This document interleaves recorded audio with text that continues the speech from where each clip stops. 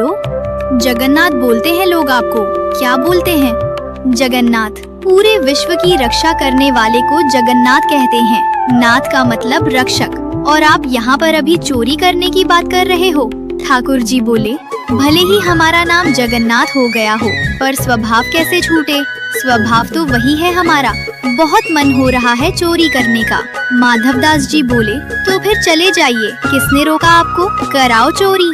ठाकुर जी बोले, वो भी तो बात है, अकेले आनंद नहीं आता है, एक आध दो लोग हो साथ में तो सुख मिलता है। माधवदास जी बोले, बगल में सुभद्रा जी और बलभद्र जी है, इनको ले जाओ। जगन्नाथ जी बोले, रहने दो, फिर तो हम ऐसे ही ठीक है। क्यों? बोले, इनको लेकर के जाऊंगा तो फिर एक तो मुझसे खुद ही नहीं संभाला जाता अपने आप को, इनको क्या संभालूंगा?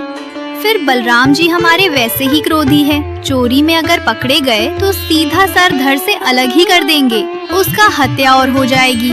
और बलराम जी तो ऐसे हैं, मैंने अगर इनसे कह दिए कि चोरी करने जाना है तो पहले तो मुझे ही चार सुनाएंगे और थोड़ा भी शर्म नहीं आता।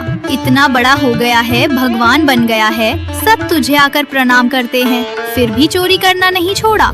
चार तो मुझे सुनाएंगे और फिर उसके बाद चोरी करने का मन बना भी दूंगा तो बलभद्र जी बड़देव हैं, इनको बड़े देवता माना जाता है। अगर मैंने इनसे कह दी कि मुझे चोरी करनी है तो बलराम जी पूरी जगन्नाथपुरी को बुला लेंगे और सबसे कहेंगे, हमारो लाला चोरी करने आएगा, व्यवस्था करो। ऐसी चोरी की क्या, फिर हमको सुख तो मिलेगा नहीं। बेचारे वहाँ जहाँ हम चोरी करने जाएंगे सब बेचारे कहेंगे, लाला चोरी कर लो, आ जाओ, हमारे घर आ जाओ, चोरी कर लो।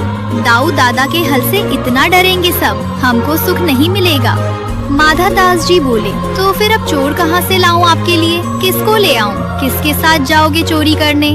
तो जगन्नाथ जी मंद मंद मुस्काई के बोले, तुम बढ़िया हो, तुम चलो, तुम साथ दो तो हम कर लेंगे। माधवदास जी बोले, वयोवृद्ध शरीर है मेरा, वयोवृद्ध बूढ़े आदमी के संग क्या चोरी करोगे आप? ठाकुर जी बोले, वो सब हम करवा लेंगे, तुम बस हाँ कर दो। माधवदास जी बोले, नियम तो बता दो, हमने कभी चोरी करी नहीं, हमको पता नहीं है। तो जगन्नाथ जी बोले, सबसे पहला नियम। बोले क्या? फुर्ती रखनी है, लेकिन फुर्ती में आवाज नहीं करनी है, मतलब गति तो तेज हो, पर जैसे हम चलते हैं तो हमारे पैरों की आवाज आती, हाथों की आवाज आती, कपड़ों की आवाज आती है, वैसे आवाज नहीं आनी चाहिए, फुर्ती भी हो और आवाज ना हो, पहला नियम। और